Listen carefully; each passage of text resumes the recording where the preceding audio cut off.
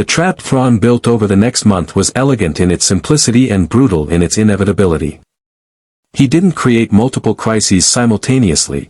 Bruce had proven he could address those through distributed operations. Instead, Thrawn constructed a single scenario with binary outcome, two populations in mortal danger, separated by enough distance that Bruce's network couldn't reach both in time. Whatever choice was made, thousands would die.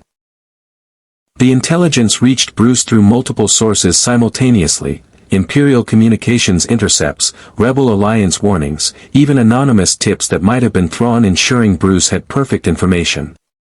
The message was clear: this wasn't hidden trap. This was open challenge. On Ryloth, the Empire had identified a mountain refuge where 8,000 civilians had been hiding since the earlier evacuation operation. Imperial forces were mobilizing for complete extermination. A scorched earth response to demonstrate that resisting Imperial authority resulted in annihilation. They'd given precise timing: assault would commence in 36 hours. On Toydaria, Hutt cartel enforcers had cornered 12,000 workers in a factory district after a labor strike turned violent. The Hutts weren't planning slow suppression, they were planning to collapse the entire district into the swamp below, drowning everyone inside. Their timeline: 38 hours before demolition charges were activated. Both scenarios were legitimate threats confirmed through independent intelligence. Both had civilian populations in the thousands. Both required immediate response that would consume Bruce's entire available military capability. And they were separated by 6 hours of hyperspace travel, making it physically impossible to address both crises with the same forces. Bruce stood in his command center, staring at tactical displays showing both scenarios, and felt something he hadn't experienced since arriving in this galaxy: genuine helplessness. Not because solutions didn't exist, but because the universe's physics made certain outcomes inevitable.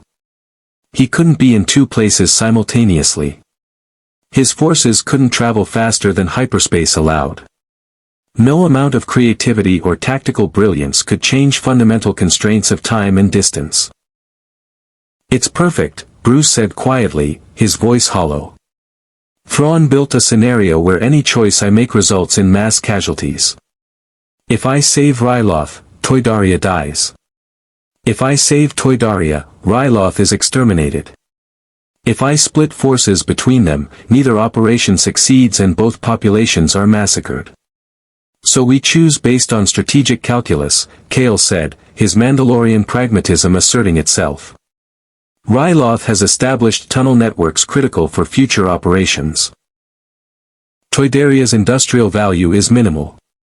Strategic choice is obvious: save Ryloth, accept Toydaria losses, preserve capabilities for continued resistance." 12,000 people, Bruce said. "You're suggesting we write off 12,000 people because they're less strategically valuable." "I'm suggesting we make the choice that allows the network to survive and continue protecting others," Kale countered. "Saving 8,000 while losing 12,000 is tragic. But losing all 20,000 by splitting forces uselessly is worse. This is warfare, Bruce. These are the decisions commanders must make." "I'm not a commander," Bruce shot back. "I'm someone who promised these people protection. Who told them they weren't alone anymore, that someone would stand between them and exploitation. Now you want me to tell 12,000 workers that actually, they're on their own because saving them isn't strategically optimal. What's the alternative?" Yara asked, her voice gentle but firm. "You keep saying you won't abandon anyone. But the physics of this scenario makes that impossible. You have to choose. Paralysis isn't an option, that kills everyone." Bruce turned away from the displays, his fists clenched. This was the moment Thrawn had engineered, the breaking point where principles collided with reality and no amount of determination could prevent tragedy. The Admiral had studied him perfectly, understood that Bruce would rather die than make calculated decisions about whose lives mattered more. "There has to be another option," Bruce said, more to himself than his team. "Some solution I'm not seeing. Some way to address both scenarios. We've analyzed every possibility, Rizzo said quietly. Distributed forces, coordinated timing, creative interventions, nothing works. The math is brutal and absolute. We can save one population or neither. That's the only choice. Bruce's mind raced through scenarios at desperate speed. Could they evacuate Ryloth faster, then race to Toydaria? No, Imperial forces would detect evacuation and accelerate their assault. Could they request Rebel Alliance support? Saw Gerrera might help, but even his forces couldn't reach both locations in time. Could they? The Mandalorians, Bruce said suddenly, turning to Kale. Your people. How many clans are operating in this sector? 3 that I'm aware of, Kale replied carefully. But most Mandalorian clans won't intervene in insurgent operations without payment or compelling reason. We're warriors, not charity. What if the compelling reason is proving that Mandalorian honor means protecting the helpless? Bruce interrupted. He moved to the communications console. You said Mandalorians respect warriors who defend those weaker than themselves. This is exactly that situation. Civilians facing extermination by superior forces. If I can convince your people that this is a test of Mandalorian values, not just insurgent operations. You're suggesting we appeal to Mandalorian clans for military assistance based on honor obligation, Kale said slowly. That's audacious. And unlikely to succeed. Most clans will see this as your fight, not theirs. Then I make it their fight, Bruce said with intensity born of desperation. I challenge them. Question whether Mandalorian warrior culture is just mercenary work dressed in honor language, or if it actually means something. Force them to prove their values aren't just propaganda. That's incredibly insulting to Mandalorian culture, Kale warned. You might get some clans to help, but others will take offense and refuse on principle. Then I accept that risk, Bruce said. Because the alternative is choosing which population dies, and I won't do that. I can't do that. He looked at his team. Maybe I'm delusional. Maybe I'm refusing to accept reality like Yara said. But I'd rather die trying every possible option than make the choice Thrawn wants me to make. This is insane, Jace said. But his tone suggested something other than disagreement, perhaps recognition that Bruce's stubborn refusal to accept impossible choices was why they'd followed him in the first place.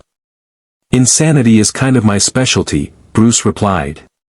He activated the communications system. Get me every Mandalorian clan frequency you can find. I'm making a broadcast. What Bruce transmitted across Mandalorian networks over the next hour became legendary among the warrior clans, not because it was diplomatically phrased or culturally sensitive, but because it was blunt challenge that questioned everything Mandalorians claimed to believe about themselves. This is the one you call Bat Demon, Bruce began, his voice carrying across encrypted channels to dozens of Mandalorian clans. I'm not Mandalorian.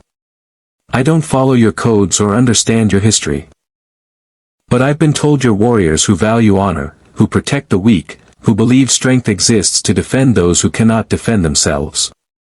He paused, letting that sink in. In 34 hours, 2 civilian populations are going to be exterminated. 8,000 on Ryloth. 12,000 on Toydaria. They're workers, families, people whose only crime is existing where powerful interests want them gone. I'm going to try to save them both, even though the physics say it's impossible. Even though conventional wisdom says I have to choose. Another pause. I'm told Mandalorians are the greatest warriors in the galaxy. I'm told your culture values protecting the helpless. So here's my question, where are you? Where are the legendary Mandalorian clans when civilians face extermination? Are you sitting in your ships calculating profit margins on potential contracts? Or are you proving that Mandalorian honor actually means something? Bruce's voice hardened. I'm one person with salvaged equipment, improvised weapons, and determination that everyone tells me is suicidal. If I can stand against the Empire trying to save people, Why can't the galaxy's greatest warriors? Unless, warrior culture is just branding and the reality is your mercenaries who only fight when paid. He ended the transmission with deliberate provocation. I'll be on Ryloth in 28 hours, fighting to protect 8,000 civilians with whatever forces I can assemble.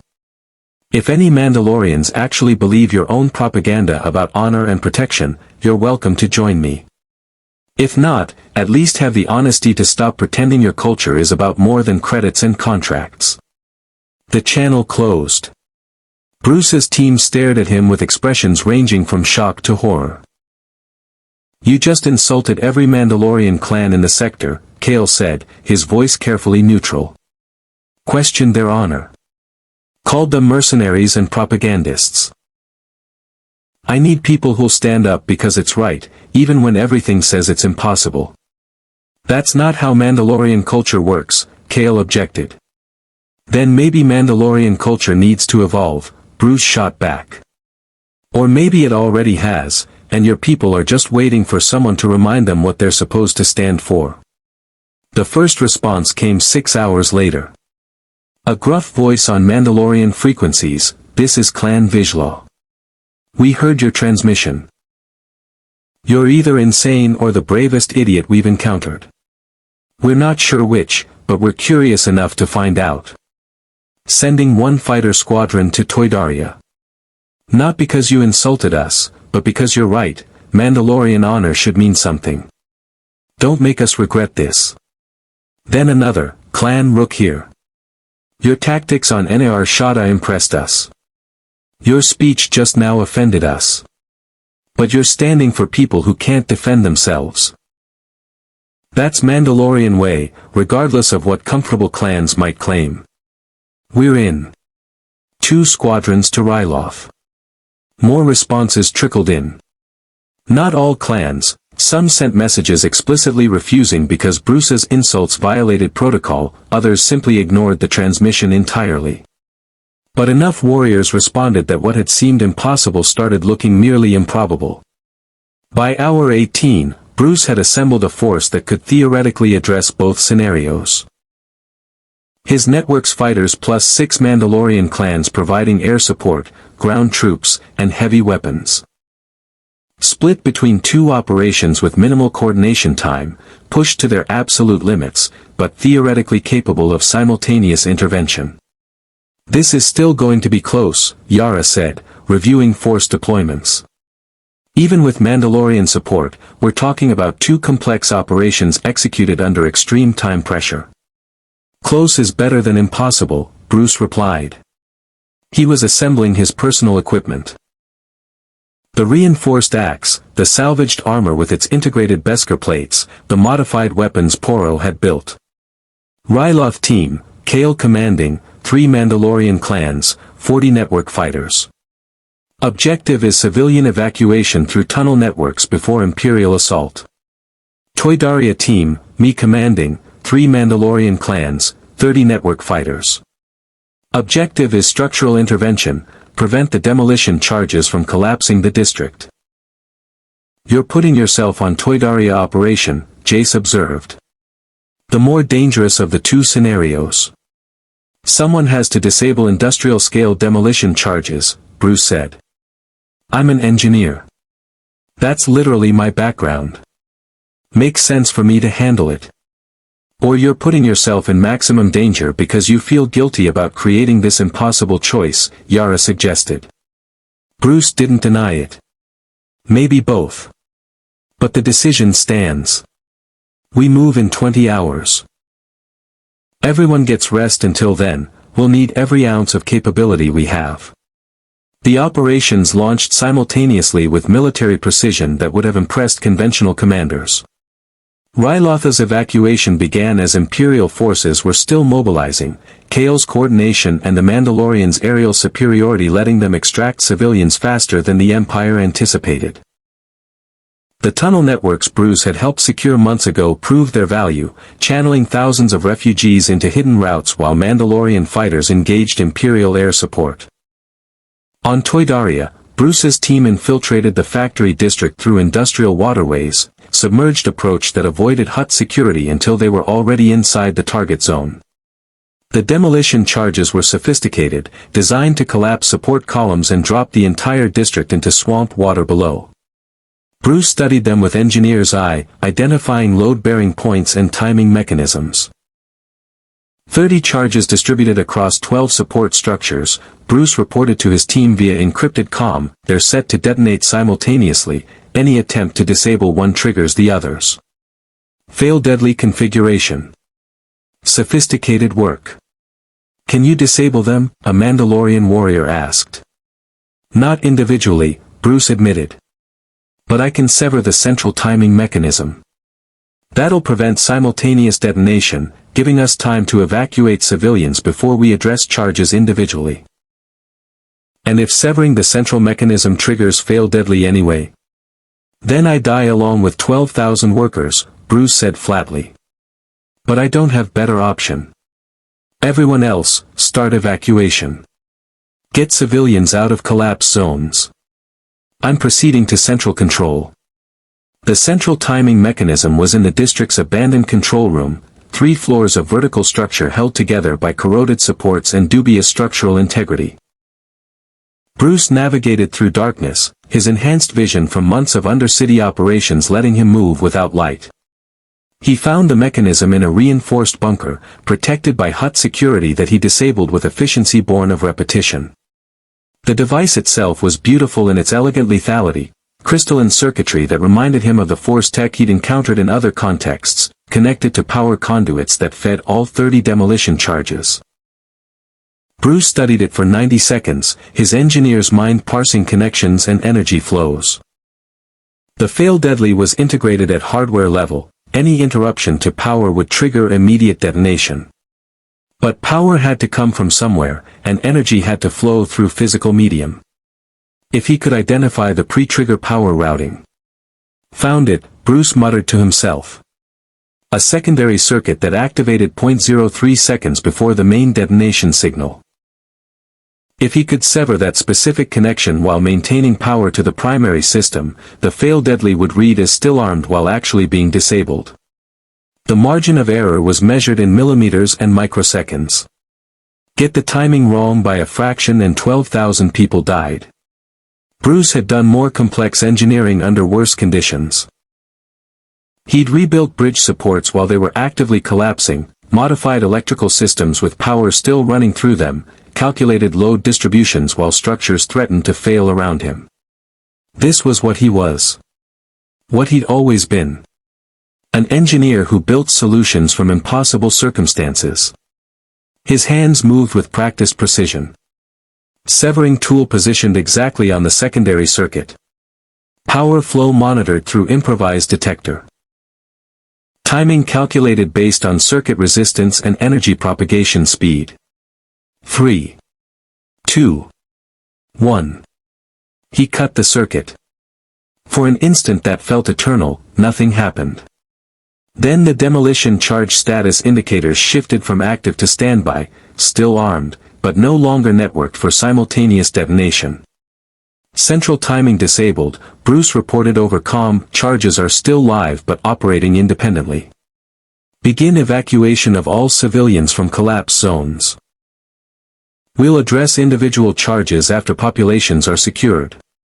The evacuation took 4 hours of desperate coordination.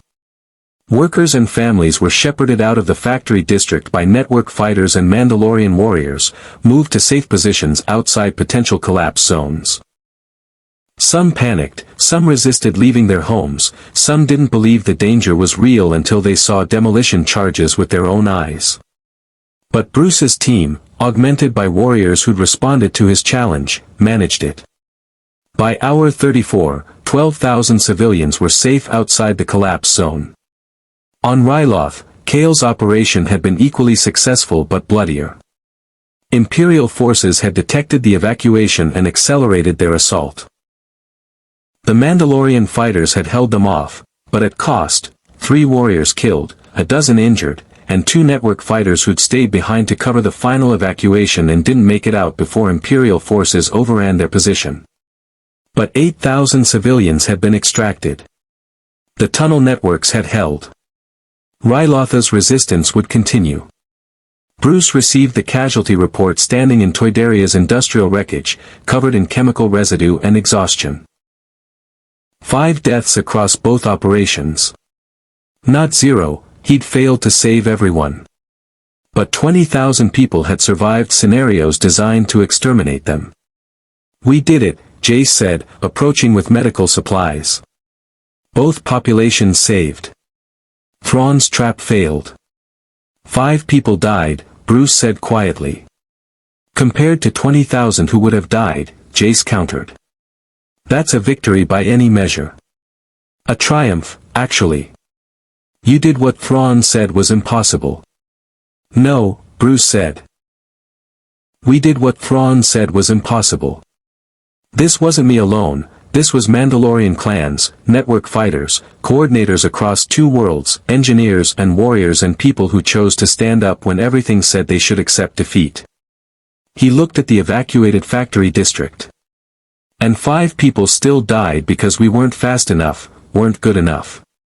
You can't save everyone, Yara said, having arrived on Toydaria for post-operation coordination.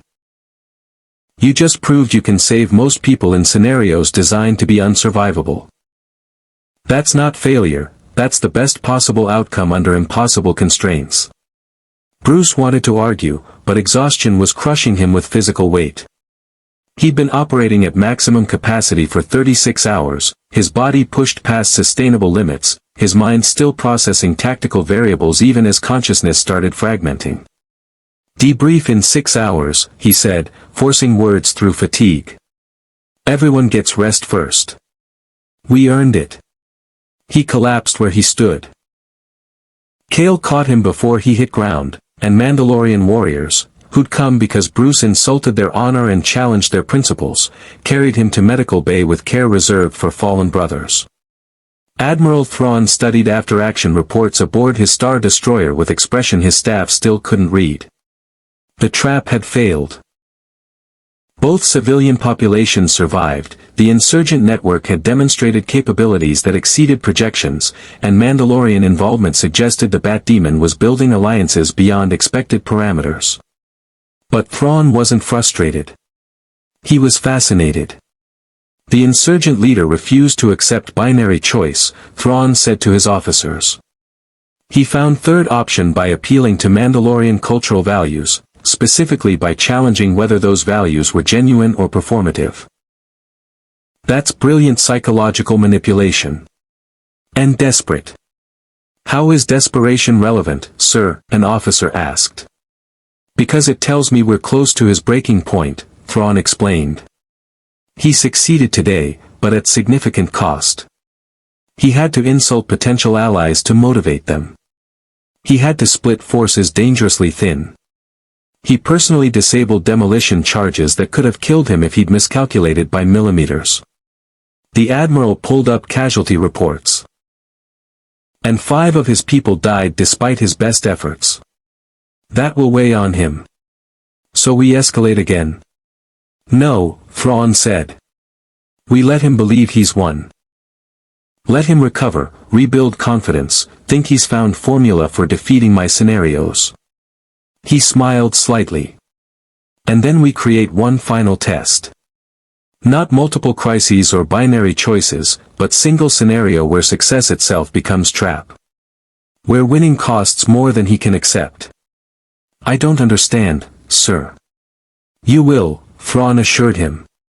This insurgent believes determination and principle can overcome systemic power. I'm going to demonstrate that even victory can be weaponized when you understand your opponent's psychology. On Toydaria, Bruce woke in medical bay 12 hours later, his body protesting every movement but his mind immediately alert. Yara sat beside his bed, reviewing reports on a datapad. Casualty count final? Bruce asked, his voice rough. 5 confirmed dead, Yara replied. 17 injured, 3 critically but expected to survive. 20,000 civilians evacuated successfully. She looked at him. You did the impossible, Bruce. Thrawn built perfect trap and you defeated it through sheer refusal to accept defeat. We defeated it, Bruce corrected. And it cost 5 lives. 5 people who trusted me to protect them. 5 people who died fighting for something they believed in, Yara countered. That's not on you, that's the cost of resistance. Everyone in this network understands that risk. Bruce sat up despite his body's protests. What's the fallout? Mandalorian clans are still talking about your transmission, Yara said with slight smile. About half think you're insane and insulting. The other half think you're the most honest person they've encountered in decades. 6 clans have offered continued support for future operations. 3 have sworn vendettas against you personally for questioning their honor. I'll take those odds, Bruce said. What about the Empire? Quiet so far, Yara replied. No immediate retaliation on either world. Thrawn hasn't issued any public statements. It's ominous, actually. Like he's not concerned about the failure. Bruce felt warning instincts trigger, the same sense that had kept him alive through years of impossible fights. Thrawn wasn't concerned because the trap had served its purpose regardless of outcome.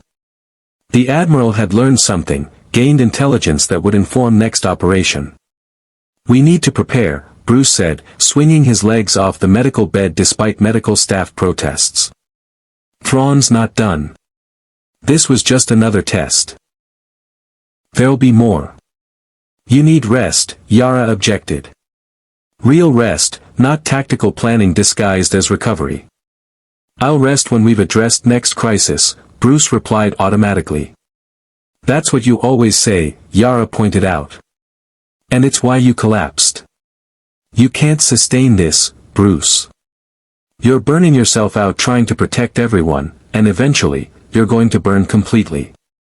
Then I burn, Bruce said simply. But not while people still need protecting. He walked out of medical bay, his body still recovering but his mind already processing next moves. Somewhere out there, Thrawn was planning. The network needed to be ready. 5 people had died despite Bruce's best efforts. That number would haunt him, added to the weight he already carried from Gotham, from years of trying to save everyone and falling incrementally short each time. But 20,000 lived. That had to mean something. That had to justify the cost. Bruce Wayne walked through Toydaria's industrial districts, watching workers return to their homes, families reuniting, children who would grow up because he'd refused to accept that saving everyone was impossible. This was why he fought. Why he kept pushing past exhaustion and reason. Why he'd never accept that casualties were inevitable cost of resistance. Because every person who lived, every family that stayed together, every child who had a future, that was victory. Imperfect, costly, bought with sacrifice. But victory nonetheless. And somewhere in the darkness above, Admiral Thrawn watched and planned. The war between systematic power and unstoppable determination was far from over. It was only beginning. 2 months after the Ryloth Toydaria crisis, Bruce Wayne sat in a cantina on Nar Shaddaa's mid-levels, one of the transitional zones between the wealthy upper districts and the forgotten depths he'd claimed as his territory. He was alone, deliberately, wearing civilian clothing that made him just another face in the crowd. No armor, no weapons visible, no indication he was the insurgent the Empire had placed a 1,000,000 credit bounty on. He needed this. Needed to be just Bruce for a few hours, not the Bat Demon or the network's strategic coordinator or the symbol that workers across 17 worlds looked to for protection. Just an engineer from another galaxy, drinking something that tasted vaguely like alcohol and watching the cantina's diverse clientele go about their lives. A figure slid into the booth across from him. Bruce's hand moved reflexively toward the concealed vibroblade at his belt, then stopped when he recognized the newcomer. Saw Gerrera looked older than he had 2 months ago, the cybernetic enhancements keeping him alive seemed more prominent, his weathered face more lined with pain and exhaustion. But his eyes were sharp as ever, studying Bruce with tactical assessment. "You're harder to find when you don't want to be found," Saw said without preamble. But not impossible. Your security protocols have patterns, and patterns can be exploited. If you exploited them, so can the Empire, Bruce replied, his voice flat. I'll need to revise them. Always working, Saw observed. Always thinking 3 moves ahead. You never rest, do you? Neither do you, Bruce countered. What do you want, Saw? The extremist rebel leader ordered a drink from the serving droid, then turned back to Bruce. I want to understand something. You defeated Thrawn's trap, saved 20,000 people through tactics that should have been impossible. The entire Outer Rim is talking about it. Mandalorian clans are arguing whether you're genius or insane. The Empire is quietly terrified of what you've built. He paused. So why are you sitting in a cantina alone, looking like you lost instead of won? Bruce was silent for a long moment. 5 people died. 5 people out of 20,000, Saw said. That's 0.025% casualties. In military terms, that's not just victory, that's miraculous success. Most operations I've conducted have casualty rates 10 times that high. Your operations are designed to hurt the Empire, Bruce replied. Mine are designed to protect people. Different objectives, different acceptable costs. And there's your problem, Saw said, leaning forward. You think protecting people and hurting the Empire are separate objectives. They're not. The Empire exists to exploit and oppress populations. Every Imperial installation you leave standing, every operation you don't disrupt, every resource you allow them to maintain.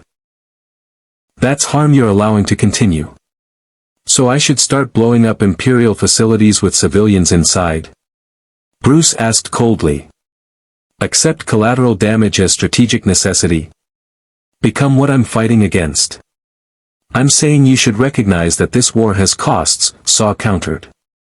That perfect protection is impossible against an empire that spans the galaxy. That sometimes, the strategic choice that saves the most lives long-term requires accepting casualties short-term. I've heard that argument before, Bruce said. From every person who's justified atrocity by claiming it served greater good. It always ends the same way, with leaders deciding whose lives matter and whose don't. Then how do you win? Saw challenged.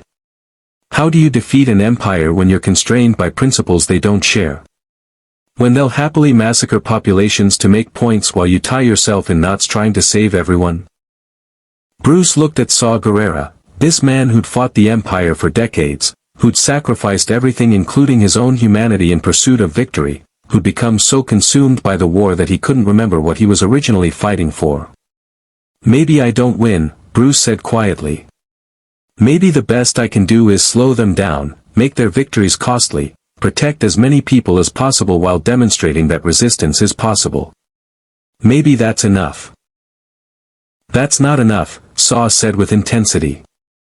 The Empire doesn't stop unless you make them stop. Defensive resistance just buys time, eventually, they'll overwhelm you through sheer resources.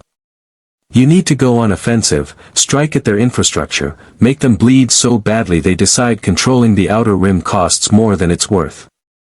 And the civilians who die in those strikes? Bruce asked. The workers in Imperial facilities, the families who depend on infrastructure we destroy.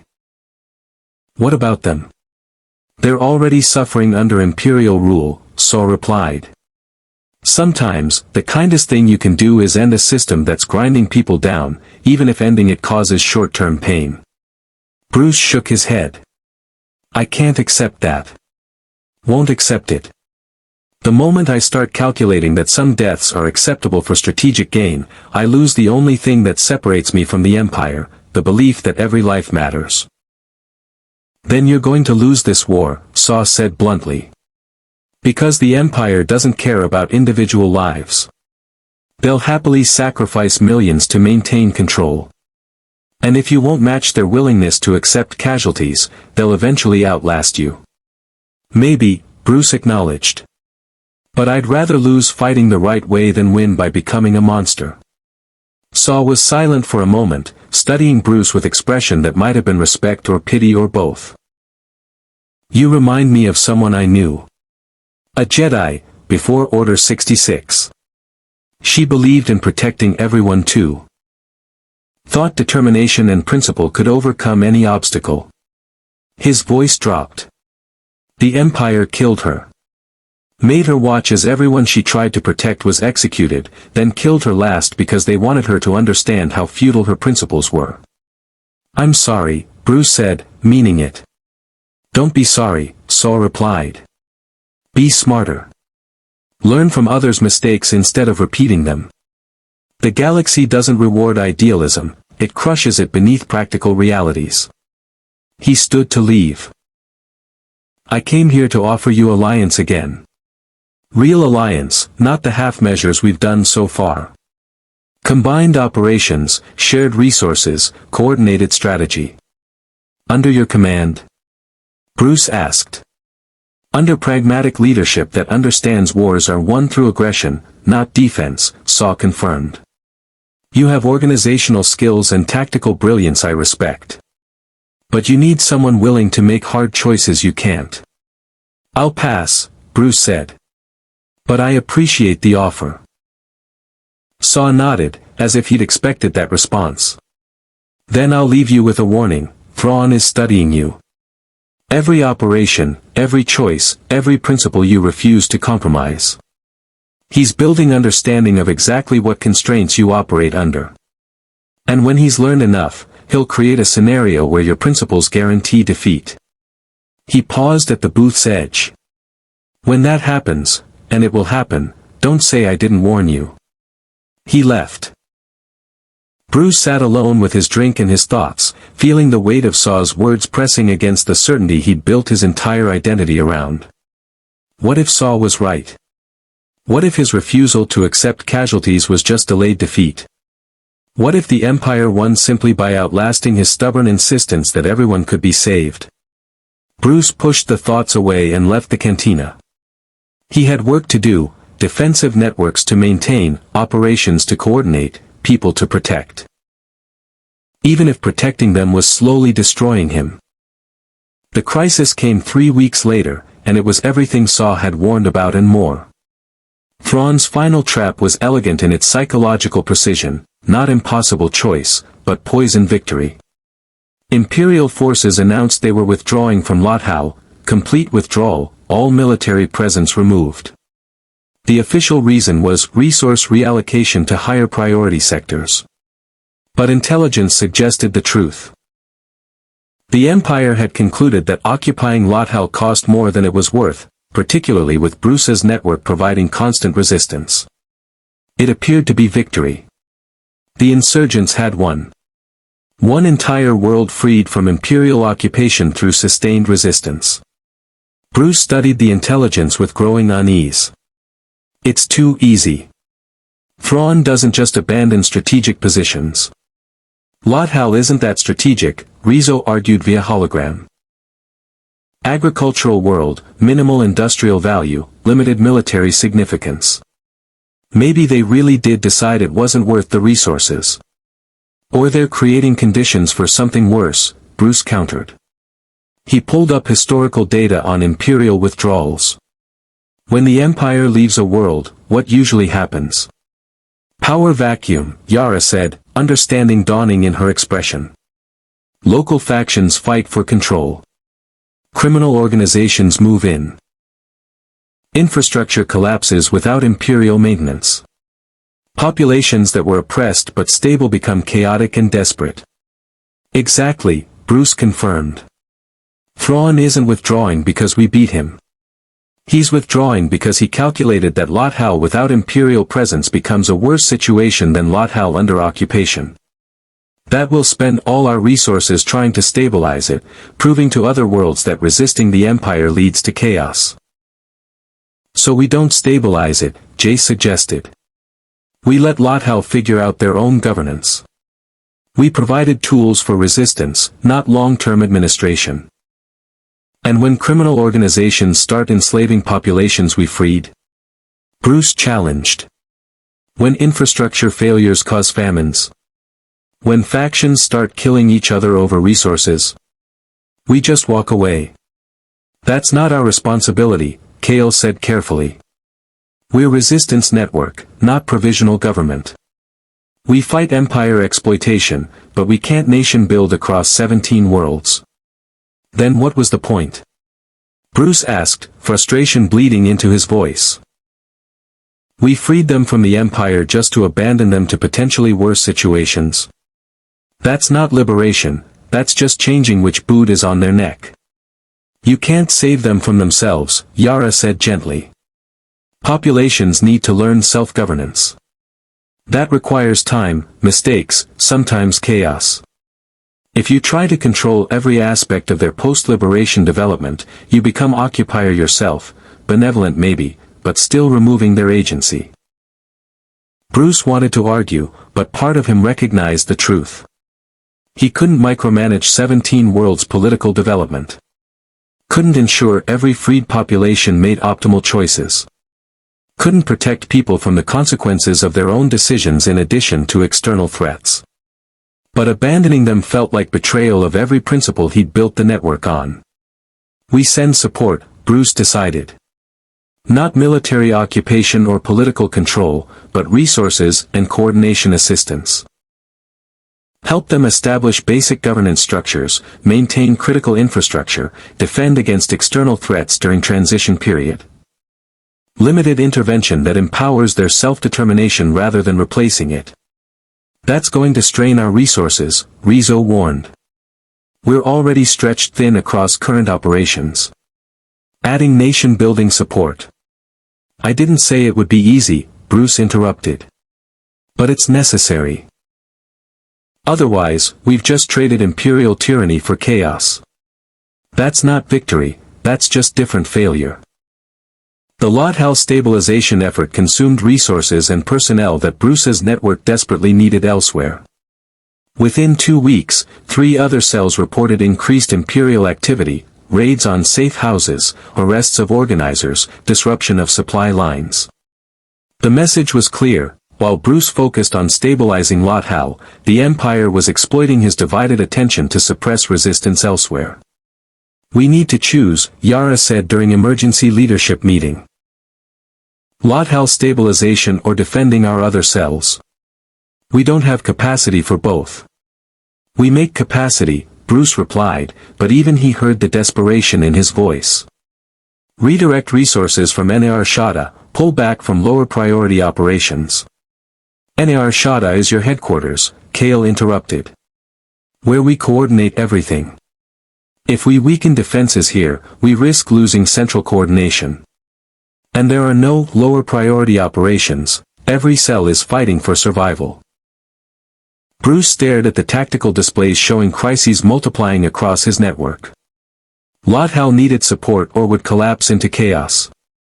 Ryloth needed reinforcement or would lose defensive positions. Ord Mantell needed equipment or would face increased HUD enforcement. Toydaria needed medical supplies after an outbreak in the factory districts. And Nar Shaddaa, the foundation of everything he built, needed defensive reinforcement or risked imperial assault on the network's coordination hub. He couldn't address all of them. The math was brutal and absolute. Choices had to be made. Resources had to be prioritized. Some populations would suffer because he couldn't protect everyone simultaneously. This was Thrawn's final trap. Not forcing Bruce to choose which population died, but forcing him to choose which populations didn't receive support they desperately needed. Victory itself, Lothal's liberation, had become the weapon that divided his resources and ensured he'd fail to protect others. This is what Saw warned about, Bruce said quietly. That my principles would guarantee defeat. That trying to save everyone meant saving no one. So what do we do? Jace asked.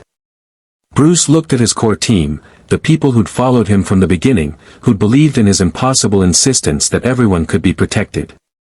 They looked exhausted. Stretched beyond sustainable limits. Facing the reality that their leader's determination was running into constraints no amount of will could overcome.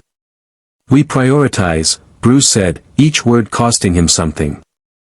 Lothal gets minimal support, enough to prevent complete collapse but not enough for optimal stability. They'll struggle, but they'll survive. Ryloth and Ord Mantell get defensive reinforcement, they're under active Imperial assault and losing them costs us strategic positions. Toydaria gets medical supplies if we can spare them, otherwise they'll have to manage with what they have. And Nar Shaddaa maintains defensive posture because losing coordination capability collapses the entire network. That's triage, Yara said. Accepting that some populations will suffer more than others based on strategic value. I know what it is, Bruce replied, his voice hollow. It's the choice I swore I'd never make. But I'm making it anyway because the alternative is letting everyone fall. He walked away from the leadership meeting, his chest tight with something that felt like failure. He'd compromised.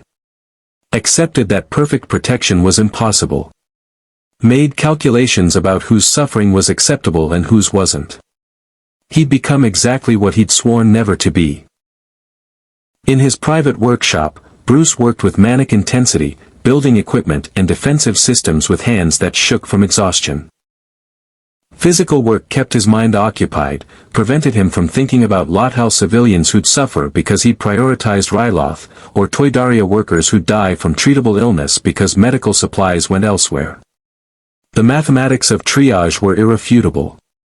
He'd made the objectively correct choices based on strategic necessity and resource limitations. Any military commander would make the same decisions. But Bruce Wayne wasn't a military commander. He was someone who'd built his entire identity around refusing to accept that anyone had to suffer. And now he'd accepted exactly that. You made the right choice, Kale said from the doorway. The Mandalorian had been observing quietly. Difficult choice, but right one. You preserved the network while minimizing total suffering. That's what command means. I don't want to be a commander, Bruce said, still working. I wanted to be someone who protected people. Now I'm someone who calculates whose protection matters more.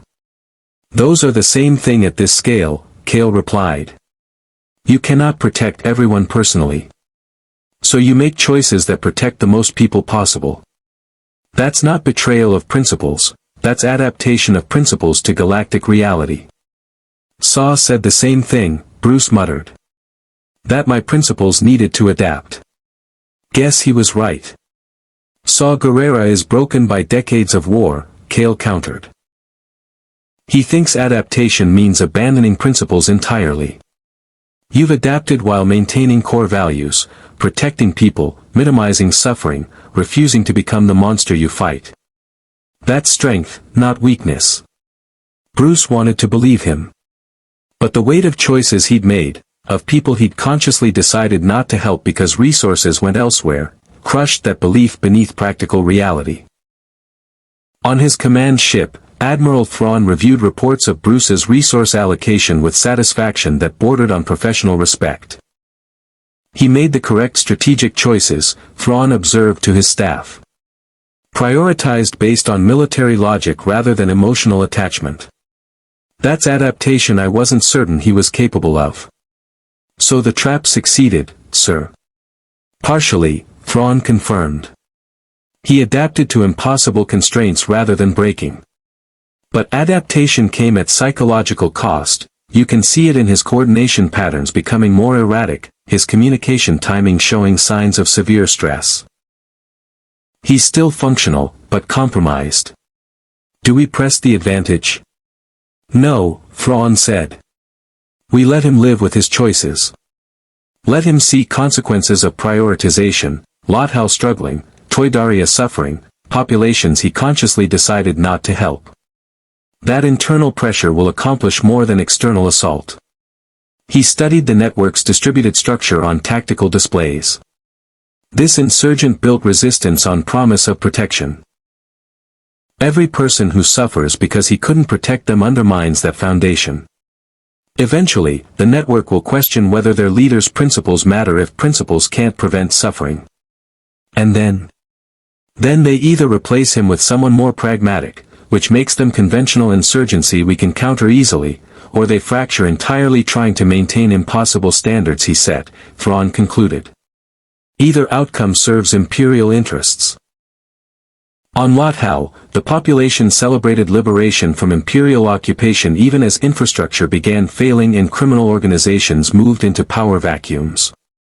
On Toydaria, workers died from preventable illness because medical supplies went to higher priority operations. On Ryloth, defensive positions held but at cost of resources that might have stabilized Lothal or saved Toydarian lives. And in Nar Shaddaa's depths, Bruce Wayne worked through exhaustion and guilt, building equipment and coordinating operations while trying not to think about the calculus that had forced him to choose which suffering was acceptable. He'd saved 20,000 on Ryloth and Toydaria by refusing to accept impossible choices. But he'd failed to save dozens on Toydaria, potentially hundreds on Lothal, by making the practical choices Thrawn's trap had forced on him. Was that victory? Or was it just slower defeat dressed in pragmatic language? Yara found him in his workshop at 0400 hours, surrounded by half-completed projects and the detritus of someone pushing themselves past human limits. "You need to stop," she said without preamble. "You've been working for 18 hours straight. Your coordination during this afternoon's briefing was noticeably impaired. You're approaching complete breakdown." "I'm fine," Bruce said automatically. "You're the furthest thing from fine," Yara countered. She grabbed his arm, forcing him to stop working and look at her. "You made hard choices. Good choices, tactically. But you're punishing yourself for making them because you think accepting triage means you failed." "Didn't I?" Bruce asked quietly. "I promised people protection. Now I'm calculating whose protection matters more." "That's not failure, that's leadership in impossible circumstances," Yara replied. "The alternative was paralysis that let everyone suffer. You chose action that minimized total harm. That's exactly what leaders should do."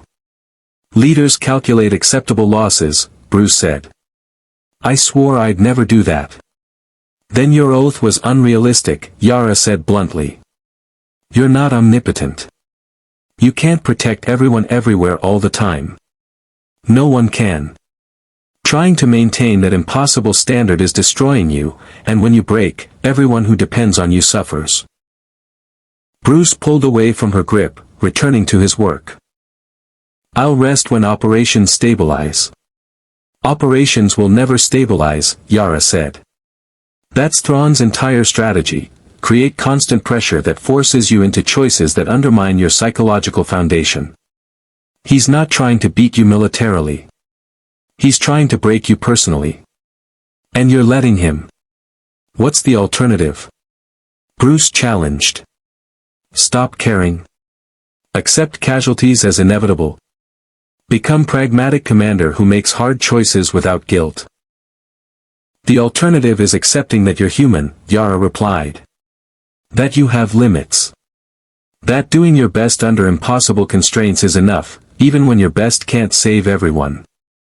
She moved to stand in front of him again. "You've built something remarkable here. Changed lives across 17 worlds. Inspired populations to resist exploitation.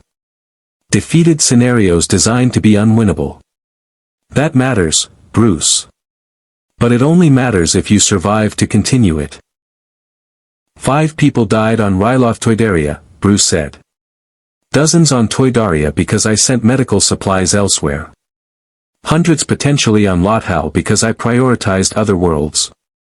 How many deaths before the network isn't worth what it costs?" "That's the wrong question," Yara said gently. "The right question is, how many people live because you refuse to quit? How many families stay together because you organize protection? How many workers don't get beaten by thugs because you taught them to defend themselves?" She paused. "You can't measure success only in casualties. You have to measure it in lives improved, suffering prevented, hope restored. By those metrics, you've succeeded beyond any reasonable expectation." Bruce wanted to believe her. Wanted to accept that pragmatic leadership and compromised principles could still be called victory. But the weight of every choice, every calculated triage, every person he'd consciously decided not to help, it pressed against his chest like physical burden. "Go rest," Yara said. "That's an order from your second-in-command to her exhausted leader. 8 hours, minimum. The network will survive without you for one sleep cycle. And if there's a crisis, then Kale and I will handle it," Yara interrupted. "You've trained us for exactly this scenario. Trust your people the way we trust you." Bruce looked at the unfinished equipment projects, the tactical displays showing operations across multiple worlds, the weight of responsibility he'd carried alone for too long. 8 hours, he conceded. "But if anything critical develops, we'll wake you," Yara promised. "Now go. Sleep." "That's not a request." Bruce stumbled to his quarters, his body finally overriding his mind's protests. He collapsed onto the bunk still wearing his work clothes, consciousness fragmenting before he could remove them. The nightmares were worse than before. Not drowning people this time, but populations he'd consciously decided not to help. Lothal civilians asking why he'd abandoned them. Toydarian workers dying of treatable illness while he allocated medical supplies elsewhere. And beneath it all, Thrawn's voice, "Your principles guarantee defeat. Reality always wins." He woke after 6 hours, gasping, and immediately reached for his communicator. Yara intercepted the gesture. 2 more hours, she said from the chair where she'd apparently been watching him sleep. "You promised 8. I'm holding you to it." "There's work." "There's always work," Yara interrupted. 2 more hours won't collapse the network.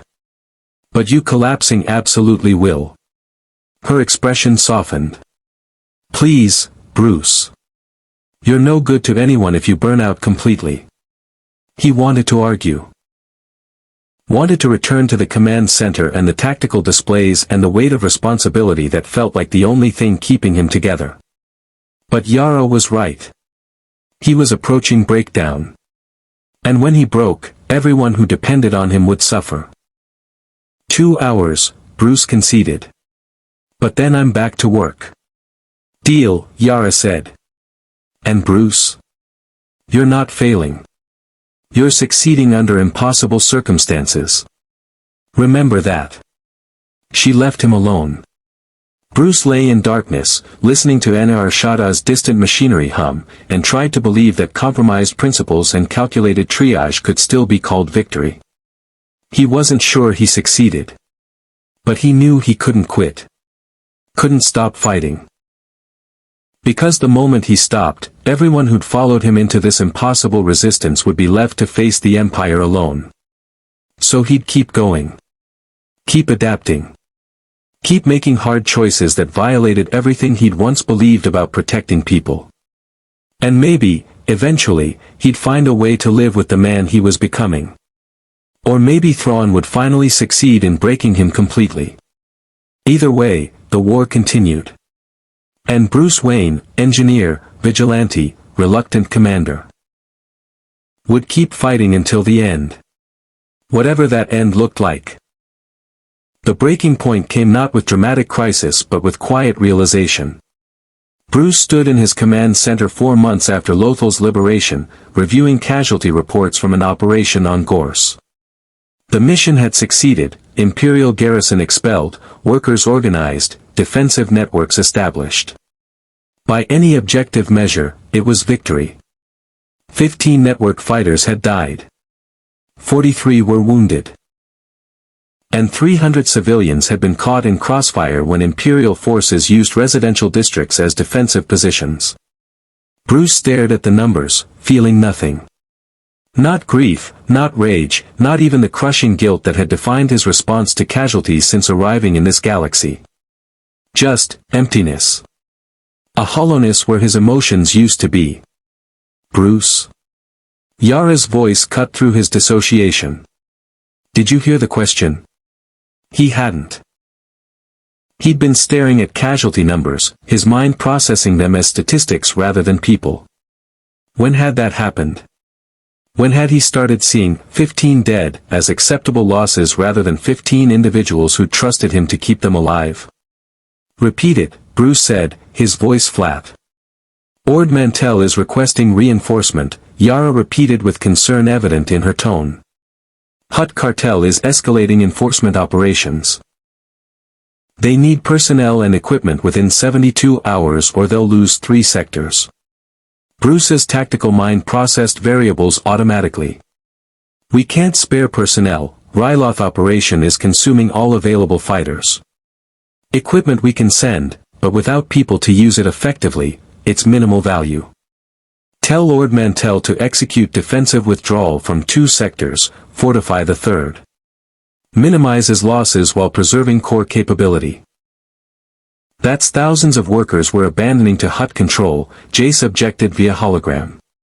I'm aware of the math, Bruce replied coldly. But we don't have resources to defend everywhere. Tactical withdrawal preserves fighters for future operations. It's the correct strategic choice. Silence fell across the command center. His team exchanged glances that Bruce was too numb to interpret. That's very pragmatic reasoning, Kale said carefully. Mandalorian logic. But not typically how you approach these situations. My approach wasn't working, Bruce said. I've adapted. Isn't that what everyone's been telling me to do? Accept limitations, make hard choices, prioritize strategically instead of emotionally. Yes, but, Yara started. Then that's what I'm doing, Bruce interrupted. Ord Mantell executes tactical withdrawal. Next issue. The briefing continued, but Bruce felt his team's growing unease. They'd been pushing him to accept pragmatic command for months. Now that he had, they seemed disturbed by the result. He didn't understand why. This was what they wanted, wasn't it? A leader who made calculated decisions instead of trying to save everyone. Someone who accepted casualties as strategic reality instead of personal failure. After the briefing, Kale cornered Bruce in his workshop. The Mandalorian stood silently for a long moment before speaking. What happened to you? Kale asked bluntly. I adapted, Bruce replied, working on equipment modifications with mechanical efficiency. Like you said I needed to. Made peace with limitations, accepted that triage is necessary at galactic scale, stopped trying to save everyone. That's not adaptation, Kale said. That's shutdown. You've disconnected emotionally to avoid pain of choices you're making. Mandalorians call it warrior's dissociation, when combat becomes so overwhelming that soldiers stop processing trauma and just execute tactics. Sounds effective, Bruce muttered. It's not, Kale countered.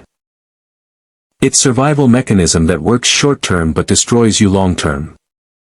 Warriors who dissociate completely either die making reckless choices or survive to become hollow shells who can't remember why they were fighting. I remember why I'm fighting, Bruce said. To protect people from exploitation.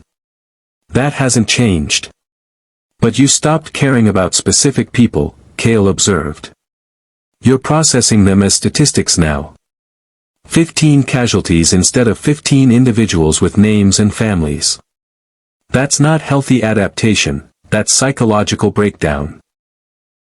I'm functional, Bruce replied. Making good tactical decisions. Network is surviving. What else matters? You matter, Kale said with intensity unusual for Mandalorian. Person you were, the one who refused to accept casualties, who tried to save everyone even when impossible, that person inspired us. Made us believe that principles could coexist with practical warfare. You're losing that person, Bruce. Becoming something else. Maybe that person was unrealistic, Bruce said. Maybe the galaxy requires commanders who make hard choices without emotion clouding judgment. Then the galaxy gets plenty of those already, Kale replied. It doesn't need another pragmatic commander.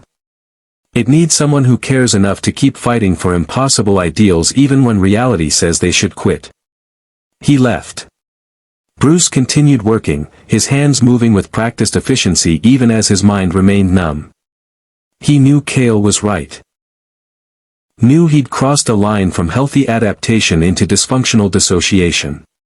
But acknowledging that meant confronting the weight of every choice, every casualty, every compromise he'd made over months of sustained operations. And he couldn't do that without breaking completely. So he kept the numbness. Kept processing people as statistics. Kept making calculated decisions that violated everything he'd once believed about protecting the innocent. Because the alternative was feeling everything, and feeling everything would destroy him. The intervention came 3 days later. Bruce arrived at his command center to find his entire core leadership assembled, Yara, Jace, Rizzo, Kale, Poro, and representatives from each major cell. They stood in formation that was clearly coordinated, expressions united in purpose that immediately triggered Bruce's tactical assessment instincts. "This is an intervention," Yara said without preamble. "You're not okay. Haven't been okay for weeks. And we're not going to watch you destroy yourself through emotional shutdown." "I'm functional," Bruce replied automatically. "Making good decisions. Network is stable." "Network is stable because we've been compensating for your increasing dysfunction," Jace interrupted.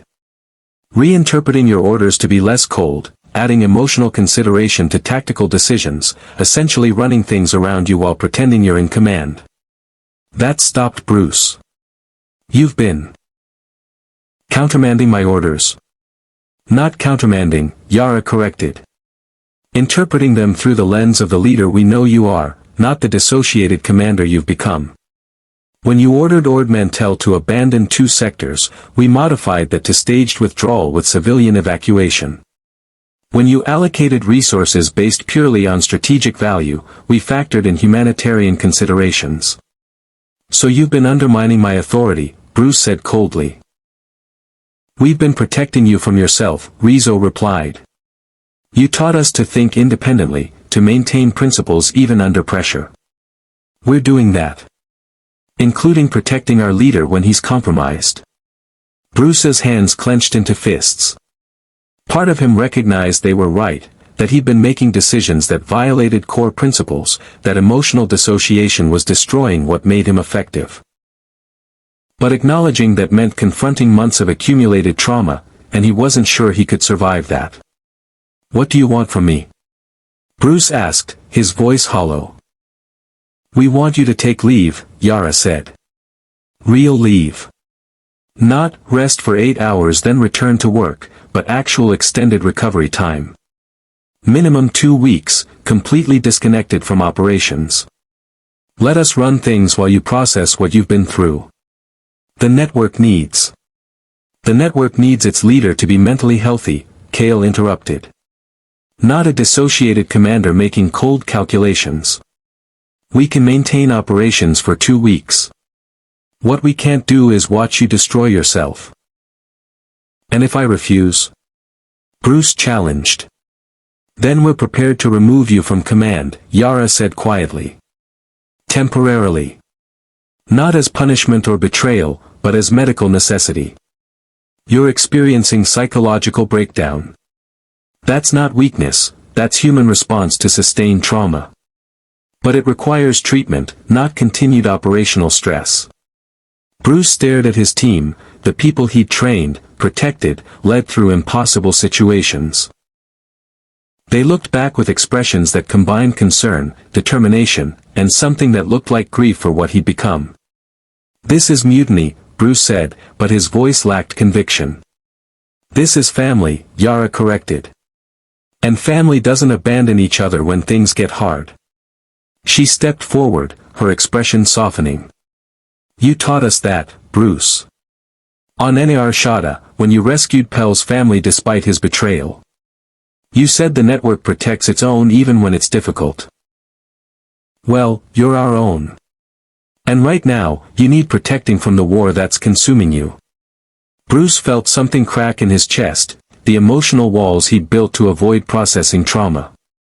And behind those walls was everything he'd been suppressing: grief for every casualty, guilt over every compromised principle, exhaustion from months of sustained operations, fear that he was becoming exactly what he'd fought against.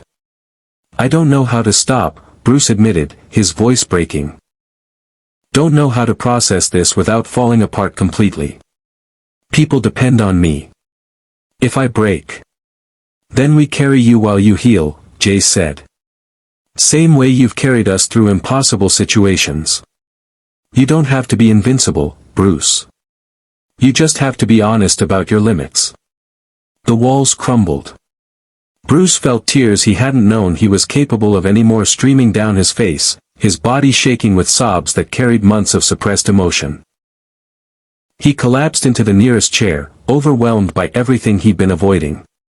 His team surrounded him. Not offering platitudes or minimizing his pain, just present. Bearing witness to his breakdown with the compassion of people who understood that sometimes, the strongest thing you could do was admit you were broken. "I've failed," Bruce gasped between sobs. "Compromised everything I believed in. Made calculations about whose lives matter more. Become exactly what I swore never to be." "You've survived," Yara corrected gently.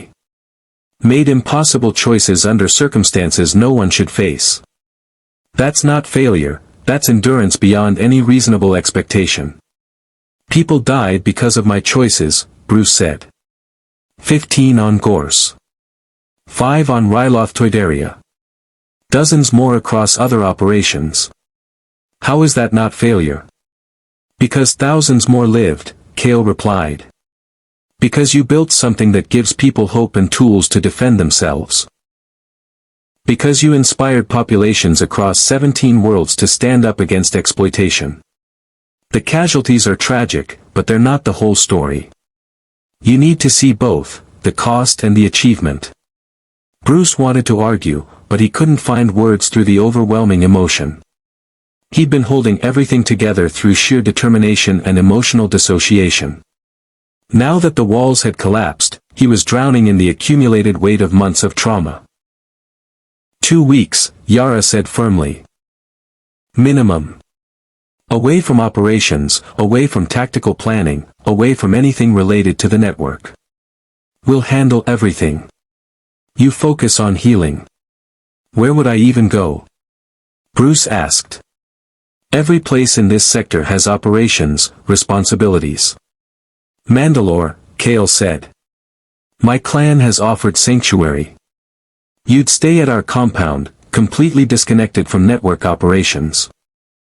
No tactical displays, no casualty reports, no crisis coordination.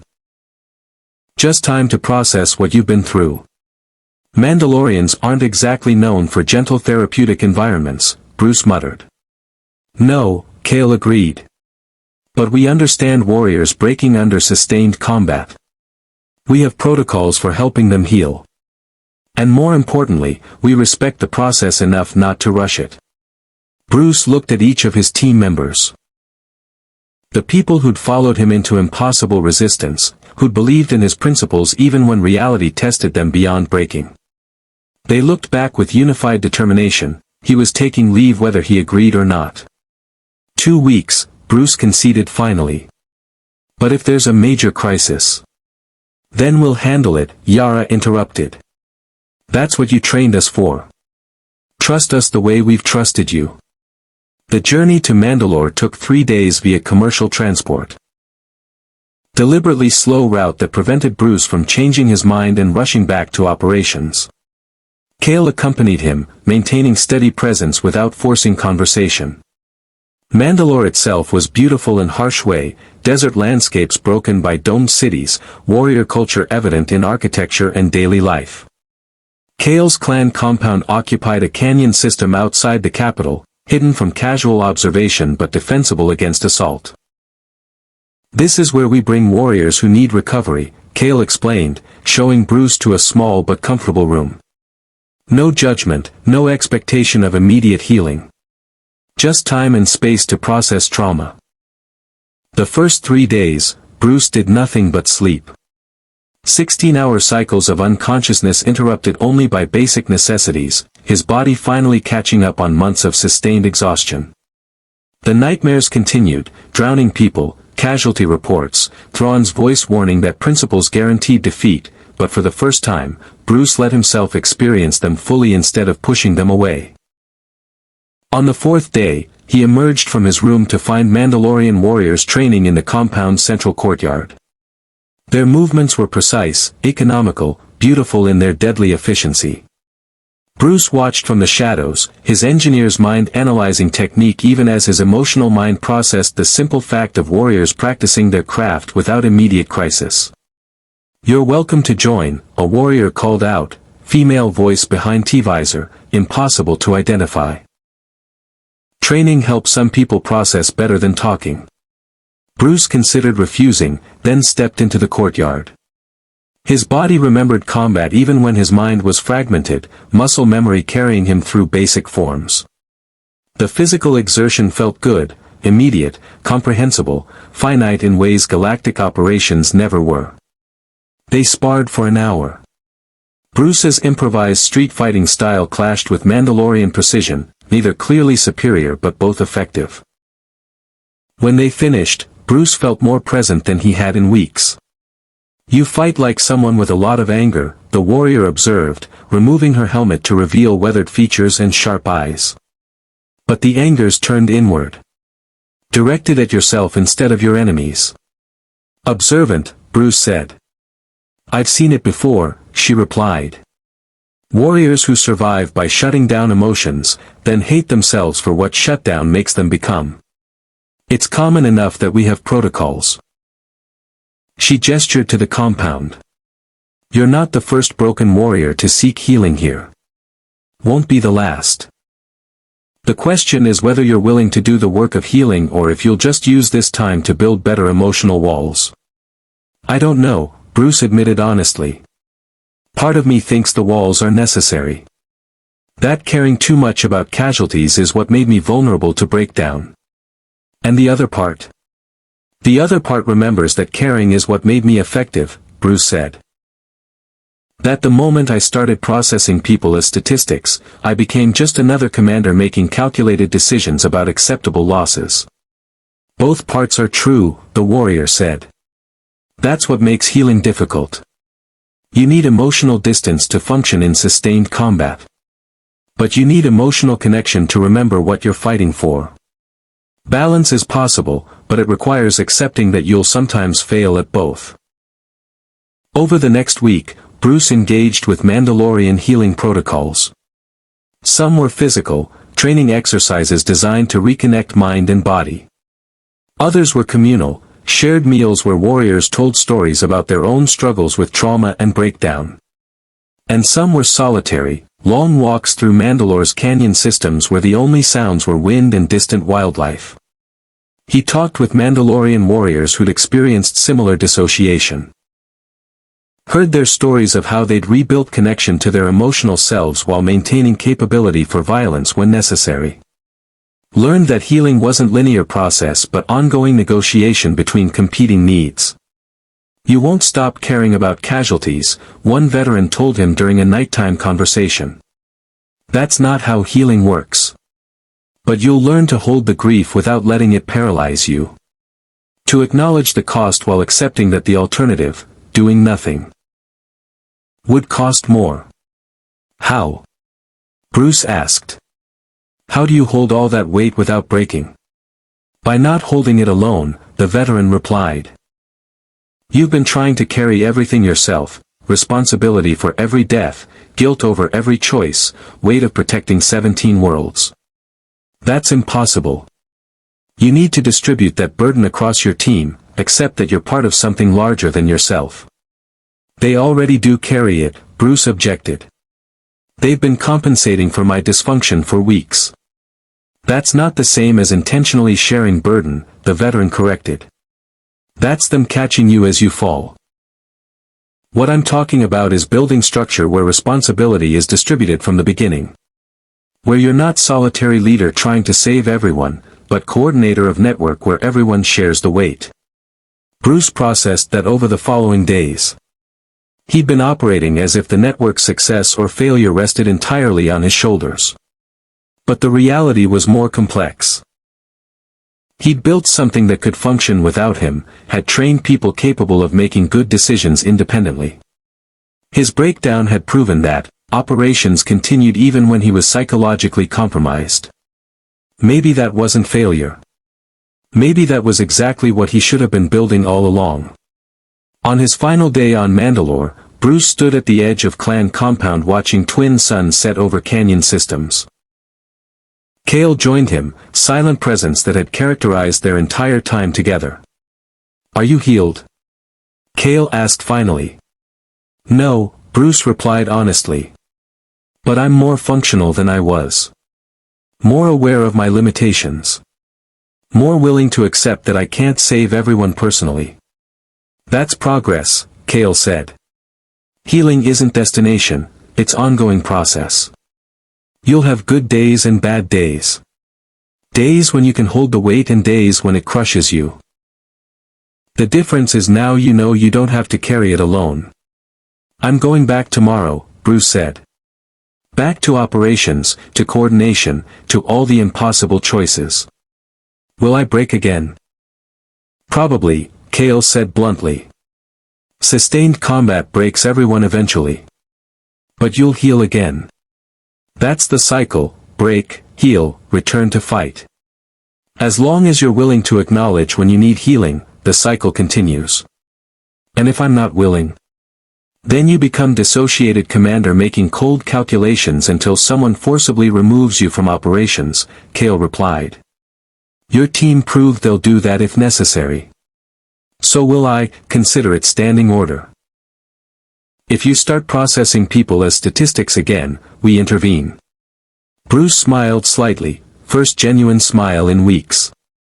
"You're all very determined to keep me functional." "We're determined to keep you human," Kale corrected. "The galaxy has enough pragmatic commanders. It needs someone who still cares enough to try the impossible." They stood in silence as suns set and Mandalore's stars emerged. Bruce felt the weight he carried: grief, guilt, exhaustion, responsibility. But it no longer felt crushing. Just heavy. Manageable, with help. He returned to Nar Shaddaa the next day, his team greeting him with visible relief. They'd maintained operations in his absence, made good decisions, kept the network stable. Proving what Bruce had needed to see, he'd built something that could survive without him. "Status report," Bruce said, settling into his command center chair. Yara pulled up operational summaries. Ord Mantell executed modified withdrawal with civilian evacuation, minimal casualties. Ryloth maintained defensive positions with support from Mandalorian clan that Kale coordinated. Gorse is stable. Toydaria received medical supplies we'd redirected. And Lothal. She paused. Lothal is struggling but surviving. They've established basic governance with our advisory support. Casualties? Bruce asked, bracing himself. 3 network fighters killed across all operations, Yara reported. 21 wounded, all recovering. Civilian deaths estimated at 47, mostly on Lothal from infrastructure failures we couldn't prevent. 50 deaths total across 2 weeks of operations.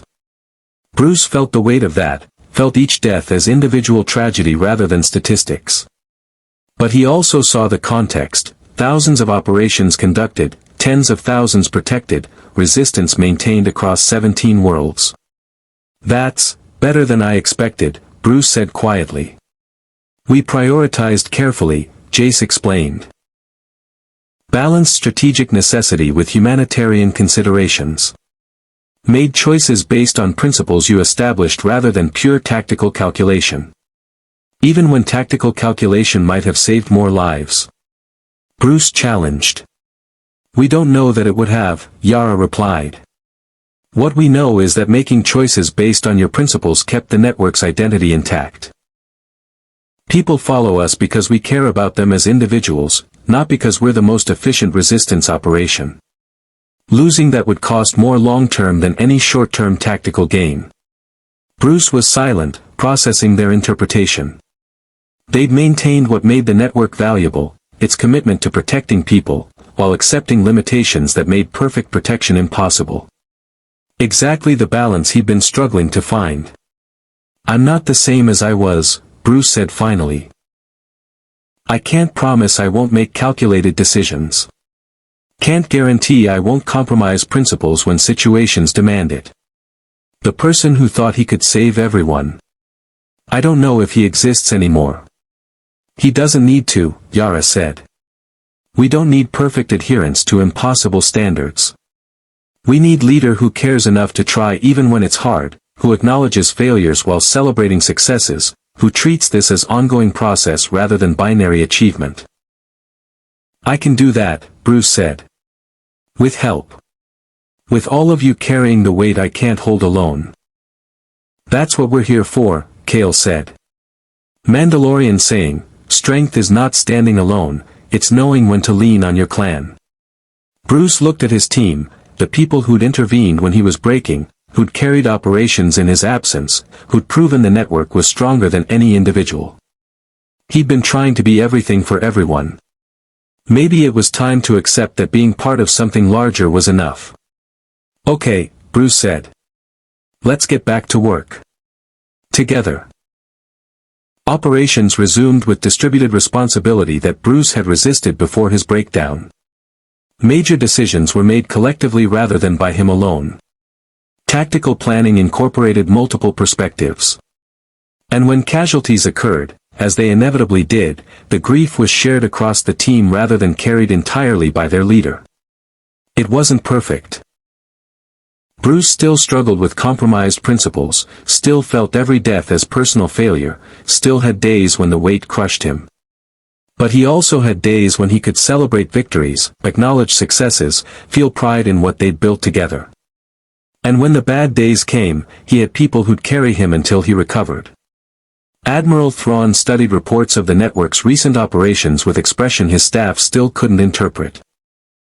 The insurgent leader had experienced psychological breakdown as predicted, but had recovered through community support in ways Thrawn's models hadn't anticipated.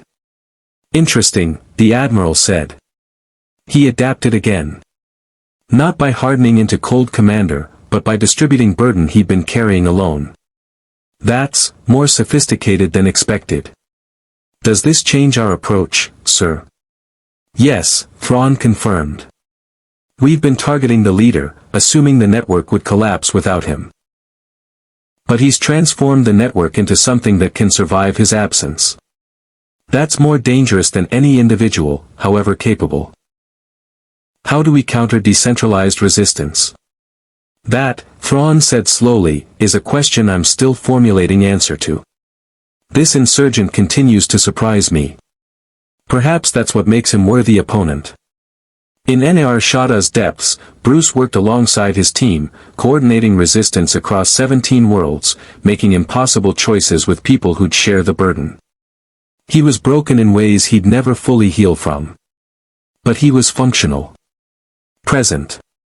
Human. And in a galaxy that tried to grind people down into statistics, maintaining humanity was its own kind of victory. The war continued. But Bruce Wayne, engineer, vigilante, broken but healing commander, continued with it.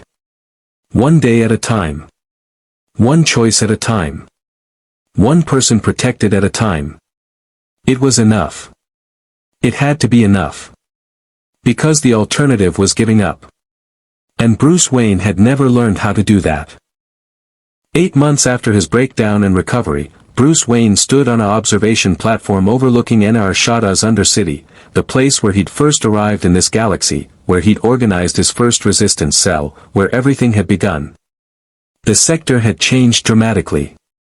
Where once there'd been fear and exploitation, now there was organization and mutual protection. Workers moved with confidence, defensive positions were maintained by rotating volunteers, and children played in spaces that had been too dangerous for them before. It wasn't perfect. The Empire still occupied the upper levels.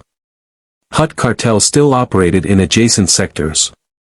Imperial bounties on Bruce and his key lieutenants had grown to astronomical sums.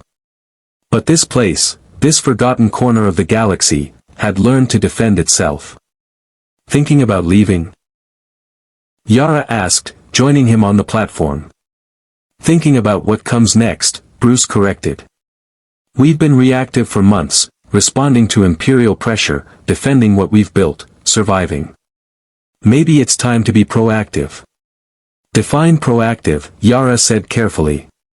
Because if you're suggesting we start attacking Imperial installations, that's a conversation we need to have with the whole leadership. Not attacking, Bruce clarified. Expanding.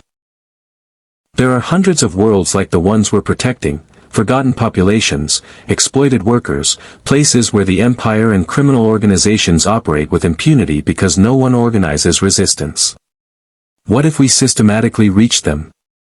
Not imposing our structure, but sharing our methods. That's what we've been doing, Yara pointed out. 17 worlds now, all operating with our principles and tactics. 17 out of millions, Bruce replied. That's a rounding error on galactic scale. I'm talking about something bigger, a movement, not just a network. Teaching populations across the outer rim and beyond that resistance is possible, that organization beats exploitation, that the forgotten don't have to stay forgotten. That's ambitious, Yara said. Also potentially suicidal. The Empire tolerates us because we're localized. If we become galaxy-spanning movement, they'll have to respond with overwhelming force. They're going to do that eventually anyway, Bruce said. Thrawn's been studying us for months. He'll eventually figure out how to counter decentralized resistance. When that happens, we need to be big enough that eliminating us requires resources the Empire can't afford to commit. Or we become big enough that we're worth committing those resources, Yara countered. There's a tipping point where going from nuisance to genuine threat makes us target a full Imperial response. We need to be careful we don't cross that line before we're ready. Bruce nodded, acknowledging her point. Then we focus on readiness. Build redundancy into redundancy.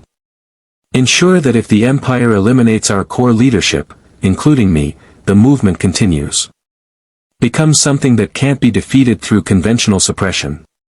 You're describing insurgency that spans the galaxy, Yara said. That's not just resistance network, that's the foundation for potential galactic rebellion. Maybe, Bruce acknowledged. Or maybe it's just a lot of local populations learning they don't have to accept exploitation. The Empire wants to see organized rebellion because that's threat they know how to fight.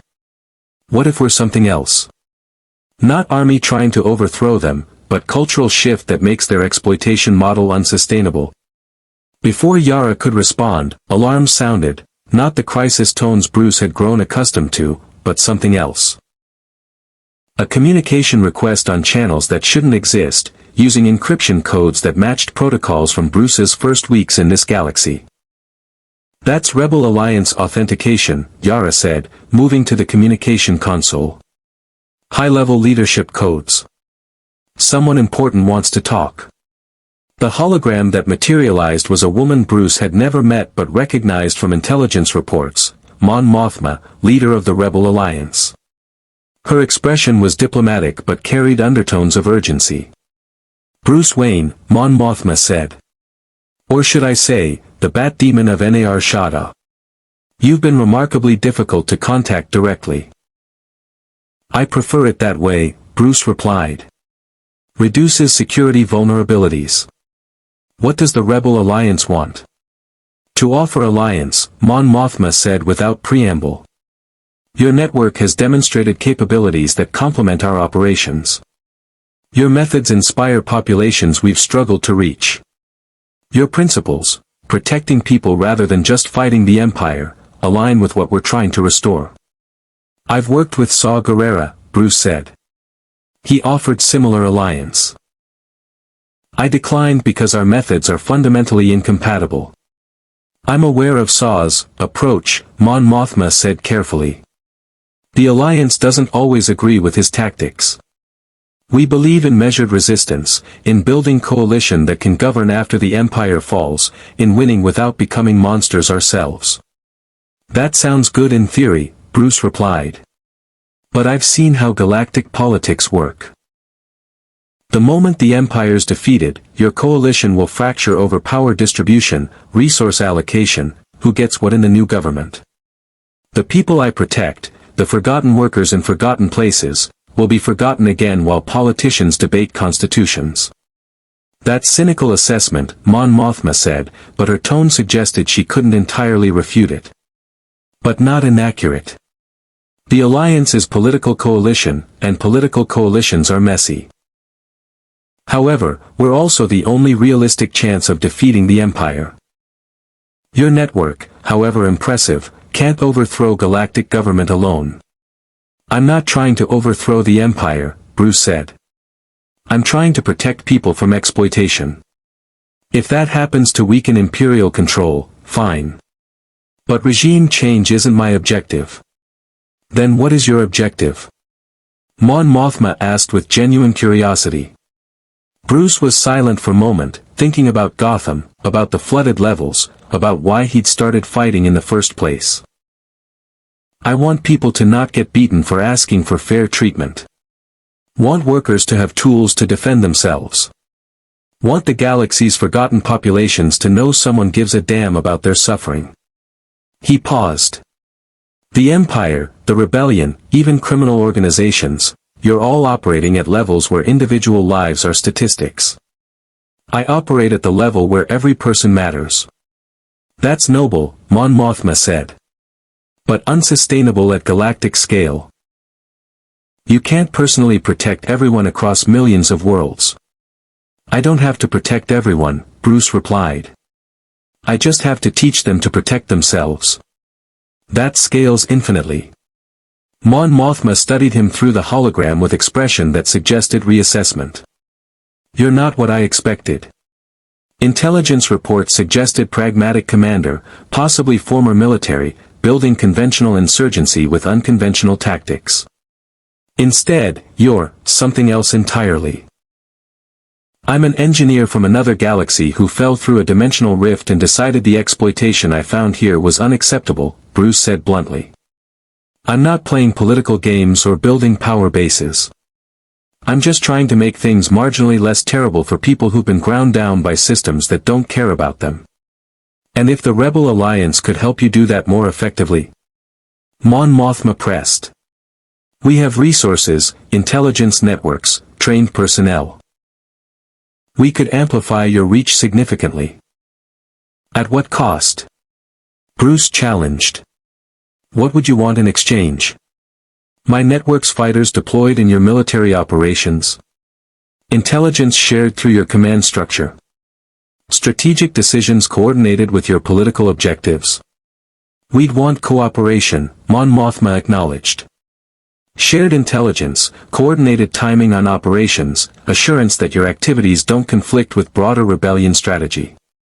But we wouldn't demand you abandon your principles or methods.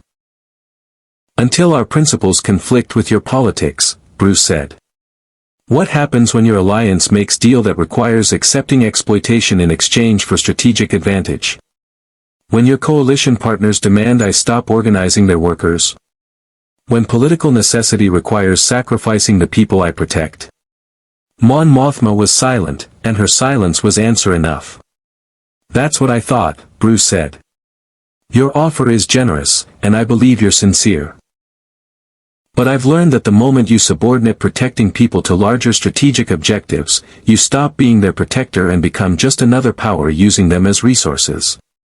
I won't do that. Then we're at impasse, Mon Mothma said. Because I can't offer alliance without some coordination. And you won't accept coordination that might compromise your absolute prioritization of protecting individuals over strategy. We're not at impasse, Bruce corrected. We're at understanding of mutual limitations. Your alliance fights its war using methods you've determined are necessary. My network protects people using methods we've determined are necessary. Sometimes those objectives align and we can cooperate. Sometimes they don't and we operate independently. That's not impasse, that's honest acknowledgement of different priorities. You're describing parallel operations rather than alliance, Mon Mothma observed. I'm describing reality, Bruce replied. I'll share intelligence when it's useful. Coordinate timing when it benefits both our objectives. Even provide direct support if operations align with protecting people. But I won't subordinate my network to your command structure or compromise our principles for your strategic convenience. Mon Mothma considered this for a long moment. That's unusually honest for political negotiation. Most resistance leaders would promise cooperation they never intended to provide, extract resources, then operate independently anyway. I'm not a resistance leader, Bruce said. I'm an engineer who organized workers and ended up coordinating galactic-scale mutual protection network. I don't do politics because I don't understand them and don't want to. I do protection because I'm good at it and it matters. Very well, Mon Mothma said. We'll operate as parallel organizations with occasional cooperation. The Alliance will share intelligence that might help you protect populations. In exchange, you share information about Imperial activities in regions you operate. No command structure, no strategic subordination, just mutual information exchange. That works, Bruce agreed. One condition: if your intelligence ever suggests the Alliance is planning operations that will harm populations I protect, you tell me. Give me chance to evacuate or mitigate damage before you proceed.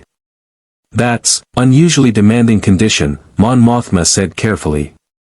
Some Alliance operations require accepting civilian casualties for strategic gain. Then tell me which operations those are, Bruce insisted. I'm not asking you to change your tactics. I'm asking you to let me protect people from consequences of your tactics. Seems like exactly the kind of cooperation that benefits both of us. Mon Mothma smiled slightly, first genuine expression she'd shown during conversation. You're either brilliantly principled or impossibly naive. I haven't determined which. Both, Bruce replied. Been told that repeatedly since arriving in this galaxy. Hasn't stopped me yet. The communication ended with tentative agreement to share intelligence through secure channels. Yara looked at Bruce with expression mixing respect and concern. You just negotiated with leader of the Rebel Alliance, she said. And somehow came away with arrangement where we maintain complete independence while gaining their intelligence resources. Mon Mothma's pragmatic, Bruce replied. She recognized we're more valuable as independent operators than as subordinate forces. And I recognized her alliance has information networks we can't match. Mutual benefit. Or you're both planning to exploit each other when convenient, Yara suggested. Also possible, Bruce acknowledged. Politics isn't my strength. But protection is. As long as I focus on that, other complications can be managed. Over the next weeks, intelligence sharing with the Rebel Alliance proved valuable. The Alliance provided advanced warning of Imperial operations, detailed information about Thrawn's fleet movements, and strategic assessments of Outer Rim political situations. In exchange, Bruce's network shared ground-level intelligence about Imperial garrison strengths, local population attitudes, and exploitation patterns the Alliance couldn't observe from their command structures. It was cooperation without alliance, exactly what Bruce had insisted on. But cooperation brought new challenges. The Alliance's operations sometimes conflicted with Bruce's protection priorities. When rebel commandos planned sabotage of Imperial factory on Sullust, Bruce had to evacuate workers before the attack. When Alliance intelligence suggested Imperial crackdown on Lothal, Bruce had to divert resources to defensive preparations. The coordination was functional but frequently strained. This is untenable long-term, Jace said during leadership meeting. We're spending half our efforts mitigating consequences of Alliance operations. At some point, we'll need to choose, full cooperation with them or complete independence. False dichotomy, Bruce replied. We can maintain parallel operations indefinitely if we're clear about priorities. Alliance focuses on military defeat of Empire. We focus on protecting populations. When objectives align, we cooperate. When they don't, we operate independently. And when the Empire exploits that division? Rizzo asked.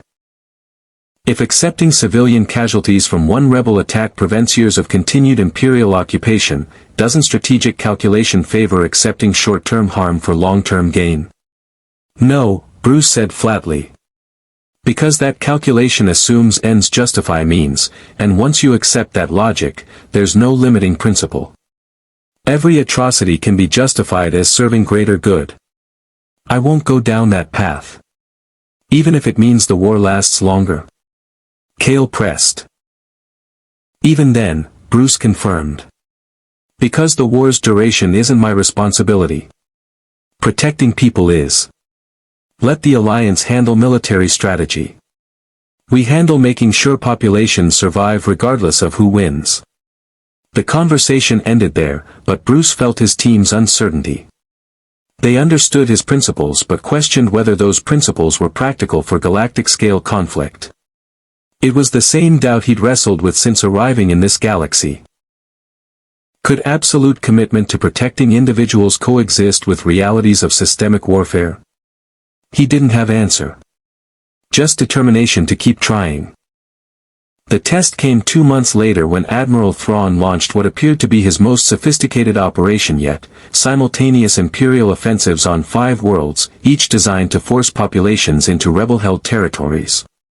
The strategy was brilliant. By deliberately driving civilians toward rebel bases, Thrawn forced the Alliance to either accept refugee burdens that would overwhelm their resources or abandon populations to Imperial retaliation. It's strategic displacement, Yara said, studying the intelligence. Thrawn's using civilians as weapons. Driving them toward Alliance positions to create humanitarian crisis that diverts rebel resources and undermines their claim to be protecting populations. How many civilians? Bruce asked. Estimated 200,000 across all 5 operations, Jace reported. They'll flood into rebel-held territories over the next few weeks. Alliance doesn't have infrastructure to support that many refugees. So the Empire drives people from their homes, the Alliance can't care for them, and populations suffer regardless of who controls territory, Bruce summarized. That's deliberately engineered humanitarian crisis. Thrawn's weaponizing suffering itself. Alliance is requesting we help manage refugee flows, Yara said. They need our organizational capability and experience with population support. Of course they do, Bruce muttered. We're the only ones who've been treating populations as priority rather than strategic consideration. He studied the tactical displays showing projected displacement patterns. We can't house 200,000 refugees. But we can distribute them across our existing protection networks, integrate them into communities we've already organized. That strains every resource we have, Rizzo warned. Food, housing, medical supplies. We're talking about increasing our support burden by orders of magnitude. Then we increase it, Bruce said. These are people being deliberately driven from their homes as part of Thrawn's strategy. Abandoning them is an option. The Alliance is prepared to provide resources, Yara said. But they're requesting we coordinate distribution through their command structure. Why? Bruce asked suspiciously. Because they want visibility into our networks, Cale observed. Use refugee crisis as justification for integrating our operations into their command structure. It's strategically sound. They provide resources, we provide organizational capability. Coordination naturally requires sharing information about our network's locations and capabilities. Which compromises our independence, Bruce finished. Alliance gets intelligence about our operations, Empire eventually captures that intelligence, and suddenly Thrawn knows everything about how we're organized. We could refuse Alliance resources, Jace suggested. Maintain complete independence, stretch our existing capabilities to breaking point. And let people starve because we're paranoid about information security? Bruce challenged. That's not protection, that's letting principles become excuses for failure. He was silent for a long moment, working through impossible calculation. Accept Alliance resources and risk compromising network security, or refuse and fail to adequately support refugee populations. Either choice had costs he didn't want to pay. We accept Alliance resources but maintain distributed control, Bruce decided finally. They provide supplies, we handle distribution through our existing networks. No visibility into our organizational structure, no integration of command. Just material support in exchange for handling problem they can't. Alliance won't like that, Yara warned. They'll push for more coordination. Then they can push, Bruce replied. I'm not compromising network security because of crisis Thrawn engineered. We help refugees because it's right thing to do, but we do it our way. The refugee crisis unfolded over 6 brutal weeks. 200,000 displaced people flooded into territories Bruce's network protected, straining resources past sustainable limits. The Alliance provided supplies but constantly pressed for greater coordination. Bruce's team worked 18-hour days managing distribution, establishing temporary housing, preventing conflicts between refugees and existing populations. It was exactly the kind of grinding operational challenge that Bruce had learned to navigate, not dramatic battle or single crisis, but sustained logistical nightmare requiring coordination across dozens of worlds. His engineering background proved invaluable, optimizing distribution networks and improvising solutions from limited resources. But it was also exhausting in ways combat never was. Each day brought new challenges. Medical emergencies, food shortages, conflicts between refugee groups, infrastructure failures. Bruce found himself making constant triage decisions about resource allocation, choosing which needs to prioritize when everything felt critical. He'd learned to handle that during his breakdown and recovery. Learned to accept that perfect protection was impossible, that he'd failed to help everyone, that compromised principles were sometimes necessary for survival. But knowing that intellectually didn't make it emotionally easier. You're holding up better than last time, Yara observed during one of their late-night coordination sessions. Last time, I was trying to carry everything alone, Bruce replied, reviewing supply distribution schedules. This time, I'm letting the team share the burden. Doesn't make it easy, but makes it survivable. Alliance is impressed, Yara said. Mon Mothma sent message complimenting our refugee management. Said they couldn't have handled it without our organizational capability. Good, Bruce said. Means they value us enough to respect our independence. That's all I'm asking for, cooperation without subordination. Think Thrawn planned this outcome? Yara asked. Bruce considered. Thrawn plans multiple layers deep. He created humanitarian crisis expecting it would either overwhelm us or force us into Alliance subordination. Instead, we managed it while maintaining independence and proving our value to rebellion. That's probably not his preferred outcome, but I doubt it surprised him completely. So what's his next move? Something that exploits whatever intelligence he gained from watching us respond to this crisis, Bruce replied. He's been studying us for months. Eventually, he'll find vulnerability we can't cover. And then? Then we adapt, Bruce said simply. Like we always do. Thrawn's brilliant, but brilliance has limits when you're fighting people who refuse to accept defeat. 8 months after his arrival in the Star Wars galaxy, Bruce Wayne had evolved from isolated engineer to coordinator of resistance spanning 17 worlds. He'd broken under pressure and learned to heal. He'd compromised principles he'd thought absolute and discovered he could live with compromises. He'd built something that could survive without him and learned to trust others with responsibility he'd once insisted on carrying alone. He was no longer the person who'd fallen through dimensional rift believing determination could overcome any obstacle. He was harder, more pragmatic, more aware of his limitations. But he was also more effective, more resilient, more capable of sustained operations. The Empire still occupied most of the galaxy. Criminal organizations still exploited vulnerable populations. Suffering continued on scale Bruce couldn't meaningfully impact. But in 17 worlds across the Outer Rim, workers had tools to defend themselves, populations knew someone gave a damn about their welfare, and the Forgotten had learned they didn't have to accept forgetting. It wasn't victory. Wasn't even close to victory. But it was progress measured in individual lives improved, communities organized, hope restored where none had existed. And for Bruce Wayne, engineer, vigilante, broken but healing commander, that was enough. It had to be enough. Because the alternative was giving up. And he still didn't know how to do that. The dimensional rift never reopened. Despite Cyborg's analysis of Mother Box technology, despite months of research and experimentation, despite every effort to reverse engineer the circumstances of their arrival, Bruce Wayne remained stranded in the Star Wars galaxy. Home was gone. Earth was gone. Everything he'd known before that moment on Nar Shaddaa was simply, elsewhere. He made peace with that, eventually. Accepted that he was exactly where the universe, or the Force, or random probability, had placed him.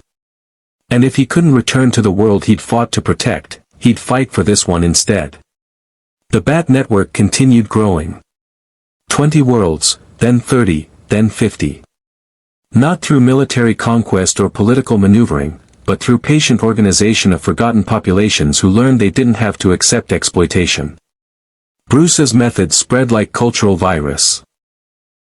Workers teaching other workers, populations sharing tactics that had proven effective, the idea that resistance was possible propagating faster than imperial suppression could contain it. He never became the symbol some wanted him to be. Never led armies or commanded allegiance. Just continued being what he'd always been. An engineer who built solutions from impossible circumstances, who refused to accept that anyone had to suffer, who'd rather fail trying to help everyone than succeed by calculating acceptable losses.